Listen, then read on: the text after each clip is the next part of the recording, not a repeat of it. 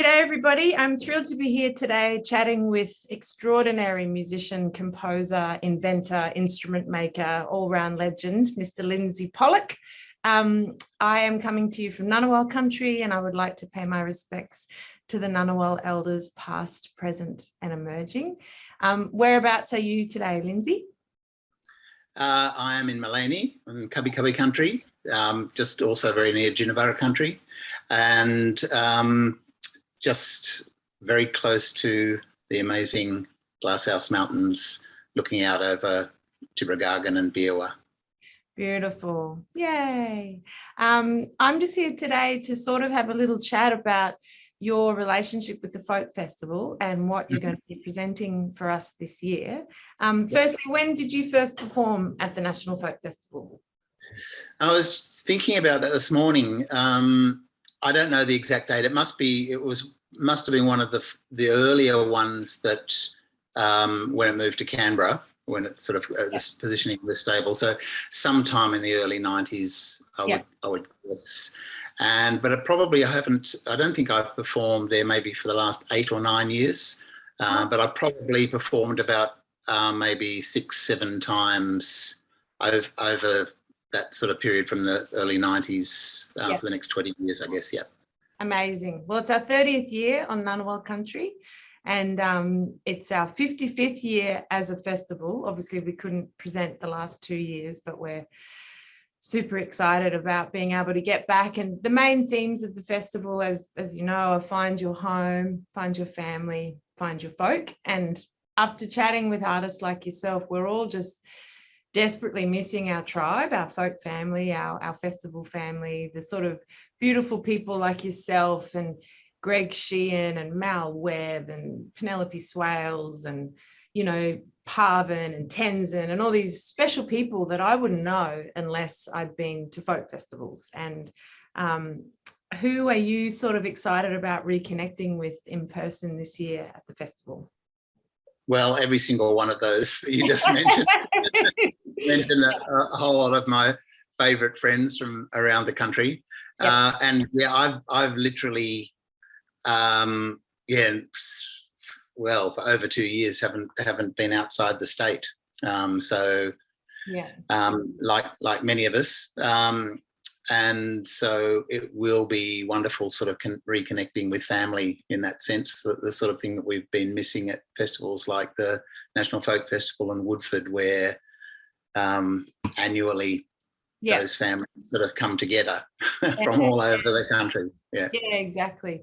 But this year you're actually presenting a solo show. You'll be doing, I think, a workshop as well. Is that correct? Yeah, well, I guess it will be sort of won't be so different from the performance, because the performance in a way is a sort of a show and tell. It's sort of that's Linsey doing a show and tell of the last 50 years of his instrument making and inventing and playing, and so it will just be a different form. It'll be much with the workshop, I guess it will be sort of much more to and fro.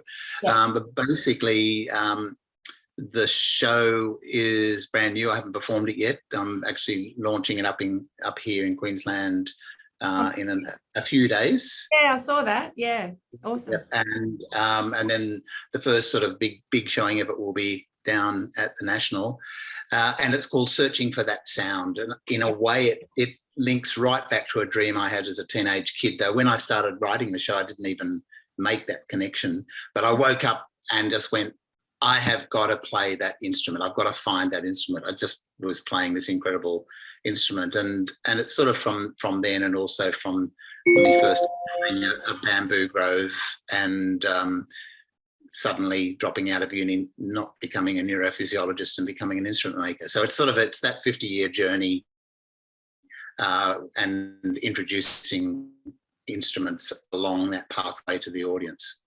Wow. What was I going to say? We're so lucky this year because we have elders of the folk community, you know, uncles like Uncle Greg and yourself, Uncle Linsey, who are presenting their sort of their life's work. You know, Greg is presenting the Rhythm Diaries, which is an extraordinary account of his journey, an incredibly unique journey, and how he's come up with a whole new notation system essentially for rhythm, you know, rhythm. I'm practicing my banana mangoes.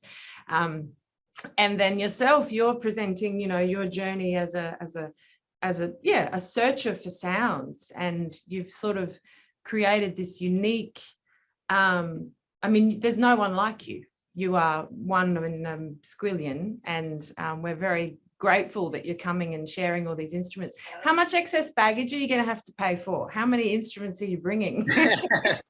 Well, there's only an hour to do it in, so it's sort of, and I don't mean hour, just at the festival, just when I was developing the show, it was so really hard deciding. It's like, you know, having, you know, about 50 kids and deciding who's your favourite child of your favourite children. It was going, oh no, I can't let that go. And so it's probably more portable than a lot of my previous shows, because I've just sort of limited. I think there's 11 instruments that I'm bringing, and I'm more interested in going in depth, you know, into those instruments. Like, for example, the saxillo, which was nearly a 30-year journey to develop that, from my initial love affair with the Hungarian tarragoto and trying to craft an instrument that had no keys but still had the same sound. But the story of the amazing Stella, who was in her 70s when she sold that instrument, and I won't tell any more because that sort of gives it away then. But it's sort of that going into those sort of like depth with those sort of stories. So it'll be a mixture of story and sound. And sound. Oh, I can't wait. We're so thrilled to be having someone of your amazing world experience coming to Canberra, which is a Ngunnawal word meaning meeting place. And I'm so looking forward to seeing you and listening to you and giving you a big hug. Yeah, likewise. Likewise, looking forward to ditto. Yeah, awesome. Be well, Linsey, and we'll see you in a number of sleeps. It's very exciting. Not far to go now.